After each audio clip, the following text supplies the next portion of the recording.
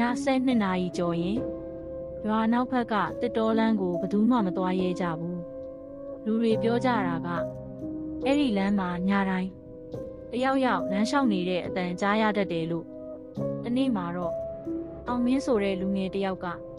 ဒီအကြောင်းကိုမယုံဘူးသူကတရေဆိုတာမရှိဘူးလို့ပြောပြီးည12 နာရီမှာပဲအဲ့ဒီလမ်းကိုရှောက်သွားလိုက်တယ်လမ်းထဲဝင်ပြီးမကြခင်မှာပဲသူ့နောက်ကနေခြေတံတစ်ခုကြားလိုက်ရတယ်လူတယောက်သူ့နောက်မှာလိုက်လာတယ်လို့ပဲသူကလှည့်ကြည့်လိုက်တယ်ဒါပေမဲ့လမ်းထဲမှာဘယ်သူမှမရှိဘူးသူဆက်လျှောက်သွားတော့နောက်တစ်ခါထပ်ပြီးခြေတံကြားလိုက်ရတယ်ဒီတစ်ခါတော့